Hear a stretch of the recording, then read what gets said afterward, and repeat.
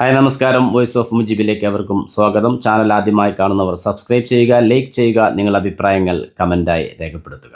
സിംബാബ്വെക്കെതിരെ മികച്ച ഒരു വിജയവുമായി ഇന്ത്യ തിരിച്ചു വന്നിരിക്കുന്നു, സെമി പ്രതീക്ഷയുമായി. ഈ ഒരു മത്സരത്തിലെ ഇന്ത്യയുടെ വിജയത്തേക്കാൾ കൂടുതൽ ചർച്ച ചെയ്യപ്പെടുന്നത് അതിൻ്റെ കാരണങ്ങളെക്കുറിച്ചാണ്. തീർച്ചയായിട്ടും അതിൻ്റെ കാരണങ്ങളെക്കുറിച്ച് ചെയ്യുമ്പോൾ ആദ്യം തന്നെ നമ്മിലേക്ക് എത്തുന്നത് സഞ്ജു സാംസൺ ഓപ്പണിങ്ങിൽ തിരിച്ചെത്തി എന്ന കാര്യം തന്നെയാണ്. അതെ, സഞ്ജു സാംസന്റെ ഓപ്പണിങ്ങിലെ തിരിച്ചുവരവ് തന്നെയായിരുന്നു ഇന്ത്യയുടെ വിജയത്തിലേക്കുള്ള ആദ്യ വഴി. നമുക്കറിയാം, ഈ വേൾഡ് കപ്പിൽ കഴിഞ്ഞ മത്സരങ്ങളിലെല്ലാം നല്ലൊരു തുടക്കം കിട്ടാത്ത പ്രശ്നം തന്നെയായിരുന്നു ഇന്ത്യക്കുണ്ടായിരുന്നത്. ഇന്ത്യ കളിച്ച 6 മത്സരങ്ങളിൽ 4 മത്സരത്തിലും ഇന്ത്യൻ ഓപ്പണർമാർ 0-ന് പുറത്തായിരുന്നു.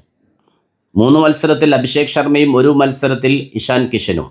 2 മത്സരത്തിൽ മാത്രമാണ് 0-ന് പുറത്താകാതിരുന്ന മത്സരം. ആ 2 മത്സരങ്ങളും സഞ്ജു ഓപ്പണിങ്ങിൽ എത്തിയ മത്സരങ്ങളായിരുന്നു എന്ന് മാത്രമല്ല, ആ 2 മത്സരങ്ങളിലെയും ഇന്ത്യയുടെ സ്കോർ 200-ന് മുകളിൽ പോയിരുന്നു.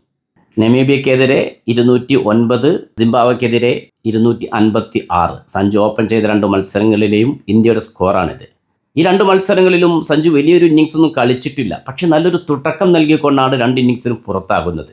നമീബിയക്കെതിരെ 8 പന്തിൽ 22, സിംബാബ്വെക്കെതിരെ 15 പന്തിൽ 24. ഇന്ത്യക്ക് ഇല്ലാതിരുന്നതും അതുതന്നെയായിരുന്നു നല്ലൊരു തുടക്കം എന്നുള്ളത്. നഷ്ടപ്പെട്ട ഇന്ത്യൻ ടീമിനെയായിരുന്നു നമ്മൾ കണ്ടുകൊണ്ടിരുന്നത്. പ്രത്യേകിച്ച് സൗത്ത് ആഫ്രിക്കയ്ക്കെതിരെയുള്ള മത്സരത്തിൽ ദിശാബോധം നഷ്ടപ്പെട്ട ബാറ്റർമാരെയായിരുന്നു നമ്മൾ കണ്ടത്. അതിനൊക്കെയുള്ള ഒരു പരിഹാരമായിരുന്നു സഞ്ജുവിൻ്റെ ഓപ്പണിങ്ങിലുള്ള തിരിച്ചുവരവ്.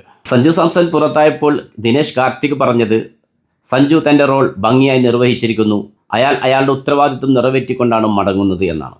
സഞ്ജുവിൻ്റെ സ്ഥിരം വിമർശകനായ സുനിൽ ഗവാസ്കർ പോലും പറഞ്ഞത് ഇപ്രകാരമായിരുന്നു.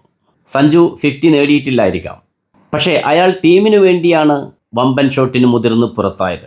സഞ്ജുവിൻ്റെ ചിറകിലേറിയാണ് ഇന്ത്യ ഇന്ന് പറന്നുയർന്നത്. പറഞ്ഞത് മറ്റാരുമല്ല, സഞ്ജു സാംസന്റെ സ്ഥിരം വിമർശകനായ സുനിൽ ഗവാസ്കർ. അപ്പോൾ നമുക്ക് ഊഹിക്കാമല്ലോ ആ ഇന്നിങ്സിൻ്റെ വാല്യൂ.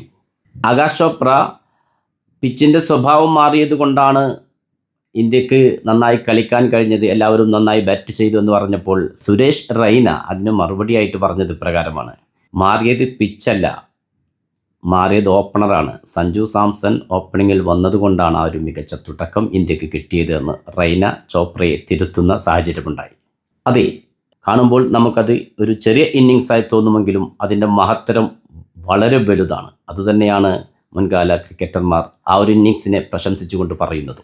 നന്നായി കളിച്ച സമയത്ത് ഒരു കാരണവുമില്ലാതെ ടീമിൽ നിന്ന് പുറത്തിരിക്കേണ്ടി വന്ന സഞ്ജു സാംസനാണ്. വീണ്ടും പ്രതിഷേധങ്ങൾ ഉയർന്നപ്പോൾ ഏഷ്യ കപ്പിലുള്ള ടീമിലേക്ക് ഉൾപ്പെടുത്തുന്നു സഞ്ജു സാംസനെ. അവിടെയും തൻ്റെ ഇഷ്ടപ്പെട്ട ഓപ്പണിങ്ങിലല്ല സഞ്ജു സാംസനെ കൊണ്ടുവന്നത്, പല പൊസിഷനിൽ മാറ്റി മാറ്റി കളിപ്പിക്കുന്നു. ടീമിൽ സ്ഥിരമായി ഉണ്ടാകുമോ എന്നൊരു ഉറപ്പുമില്ല.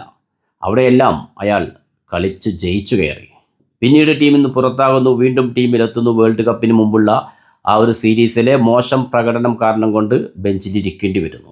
കിട്ടിയൊരവസരത്തിൽ 8 പന്തിൽ 22 റൺസ് എടുത്ത് നല്ലൊരു തുടക്കം നൽകുന്നു. അഭിഷേക് ശർമ്മ തിരിച്ചെത്തിയപ്പോൾ വീണ്ടും പുറത്തിരിക്കേണ്ടി വരുന്നു. ഇന്ത്യയുടെ ഓപ്പണിംഗ് സ്ഥിരം പരാജയപ്പെട്ടപ്പോൾ ടീം മാനേജ്മെൻറ്റിനും കോച്ചിനും സഞ്ജു സാംസനെ തന്നെ തിരികെ കൊണ്ടുവരേണ്ടി വരുന്നു. ഏതൊരു കളിക്കാരനും ഒന്ന് സമ്മർദ്ദത്തിന് അടിമപ്പെടുന്ന സമയമാണത്. ഇവിടെ നന്നായി കളിച്ചില്ലെങ്കിൽ പുറത്തിരിക്കേണ്ടി വരുമെന്ന ആശങ്ക മനസ്സിനെ അലട്ടിക്കൊണ്ടേയിരിക്കുന്ന നിമിഷം. ആ ഒരു നിമിഷത്തിലും അയാൾ എത്ര കൂളായി വന്നാണ് നേരിട്ട 2ാം പന്ത് 6ലേക്ക് പറത്തിക്കൊണ്ട് സ്കോറിങ്ങിൻ്റെ അക്കൗണ്ട് തുറക്കുന്ന വേറെ ഏതൊരു ബാറ്ററാണുള്ളത്. നിങ്ങൾക്കറിയാമോ, ബ്ലെസ്സിംഗ് എന്ന ബൗളർ ഈ വേൾഡ് കപ്പിൽ പവർ പ്ലേ ഓവറുകളിൽ അയാൾ ബൗൾ ചെയ്തത് 10 ഓവറുകളാണ്. ആ 10 ഓവറിൽ ഒരു ബൗണ്ടറി പോലും അയാൾക്കെതിരെ ഒരു ബാറ്ററും നേടിയിട്ടില്ല. ബ്ലെസ്സിംഗ് എന്ന ബൗളറിൻ്റെ ഓവറിൽ മറ്റൊരു 6 നേടിക്കൊണ്ട് സഞ്ജു വീണ്ടും കരുത്ത് കാട്ടി. ഇന്ത്യയുടെ മുൻകാല ഓൾറൗണ്ടർ ഇർഫാൻ പത്താൻ പറഞ്ഞ മറ്റൊരു വാക്കുണ്ട്: ഇന്ത്യക്ക് ഏറ്റവും ആവശ്യമുള്ള സമയത്ത് എന്തിനാണ് സഞ്ജു സാംസനെ കൊണ്ടുവരുന്നത് എന്നതിൻ്റെ വ്യക്തമായ ഉത്തരം കാണിച്ചു തരുന്ന മത്സരമാണിത്. പ്രയാസകരമായ സാഹചര്യങ്ങളിൽ ഒരു ഓപ്പണിംഗ് പങ്കാളിത്തം നിലനിർത്തുന്നത് ചാമ്പ്യന്മാരുടെ ലക്ഷണമാണ്. അത് ഇന്ന് സഞ്ജു സാംസൺ നിർവഹിച്ചിരിക്കുന്നു. ഇങ്ങനെ പോകുന്നു പല മുൻകാല ക്രിക്കറ്റർമാരുടെയും സഞ്ജു സാംസന്റെ ആ ഇന്നിങ്സിനെ കുറിച്ചുള്ള വിശേഷണങ്ങൾ. ഇനിയുള്ള മത്സരങ്ങളിലും സഞ്ജു, അഭിഷേക് ഓപ്പണിംഗ് കൂട്ടുകെട്ട് തുടരട്ടെ. മാർച്ച് 1 വെസ്റ്റ് ഇൻഡീസിനെതിരെയുള്ള മത്സരം. ആ ഒരു മത്സരത്തിൽ കൂടി വിജയിച്ചാൽ മാത്രമാണ് ഇന്ത്യക്ക് സെമിയിലേക്ക് മുന്നേറാൻ സാധിക്കുക.